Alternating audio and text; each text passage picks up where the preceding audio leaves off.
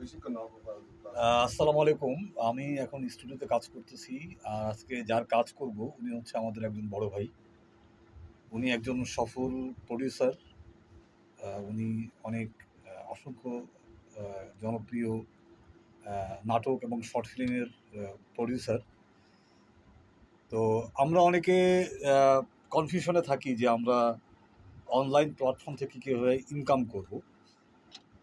অনেকে হয়তো জানে বা জানে না, অনেকে জেনেও হয়তোবা এটাকে গুরুত্ব দেয় না বা অনেকে চিন্তা করে, না এটা মনে হয় ভুয়া। তো আসলে এটা কি ভুয়া নাকি সত্যি? তার একটা জ্বলন্ত বাস্তব উদাহরণ আজকে আমাদের সামনে বসে আছে।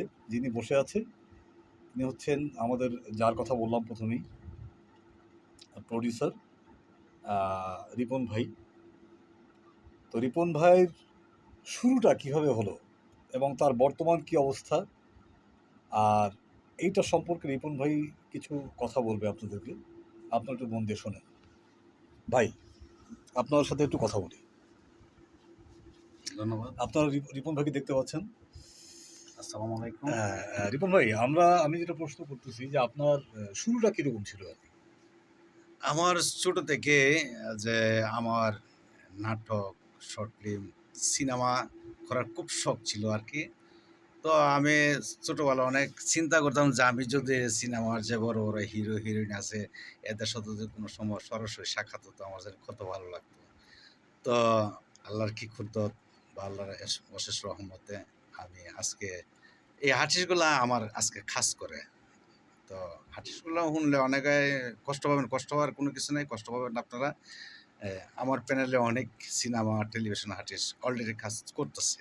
তার তো মানে তার মানে আমি একটু এখানে রিপন ভাইয়ের মাঝখানেই ঢুকি। তার মানে রিপন ভাই একজন উদ্যোক্তা। ওনার চিন্তা ভাবনা হলো যে উনি, ওনার ব্যাপারটা, ওনার সাথে যতটুকু কথা বলছি, উনি একসময় চাকরি করতো। উনি বিদ্যুতে চাকরি করতো, না রিপন ভাই? বিদ্যুতে চাকরি করতো। তো উনি বিদ্যুতের চাকরি ছেড়ে দেওয়ার পরে উনি বর্তমানে একজন উদ্যোক্তা। উদ্যোক্তা মানে সোশ্যাল মিডিয়ার উদ্যোক্তা আর কি। মানে ওনার প্রায় ৮টার মতো ইউটিউব চ্যানেল আছে, ফেসবুক পেজ আছে কয়েকটা। এই ইউটিউব চ্যানেল এবং ফেসবুক পেজ থেকে উনি প্রতি মাসে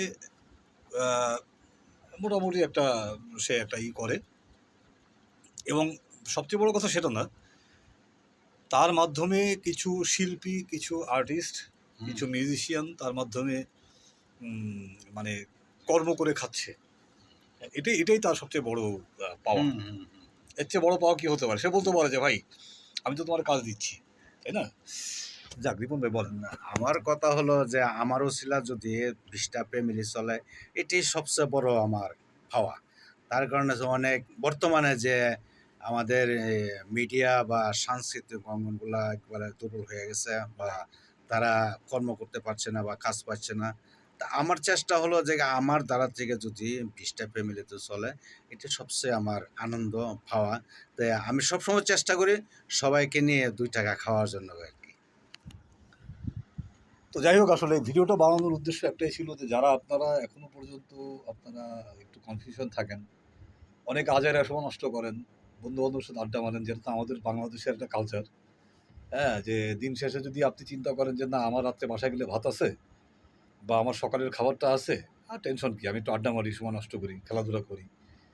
আজকে আমরা এই কারণে পিছিয়ে গেছি। আজকে আমাদের পার্শ্ববর্তী দেশ ইন্ডিয়া, পাকিস্তান, ইভেন কি ছোট দেশ নেপাল, শ্রীলঙ্কা, তাদের চাইতে আমরা অনেক পিছিয়ে গেছি। আমরা রাইট, হ্যাঁ, তাদের চাইতে অনেক পিছিয়ে। কারণ আমরা আড্ডাবাজ, আমরা সময় নষ্ট করি। এই সময়টা নষ্ট না করে আপনি এই সময়টা যদি আপনি সোশ্যাল মিডিয়ার পেছনে দেন, যেহেতু সোশ্যাল মিডিয়া এখন দিচ্ছে, ইনকাম দিচ্ছে, এটা সত্য কথা। এই যে আপনি তো শুনলেন আপনারা।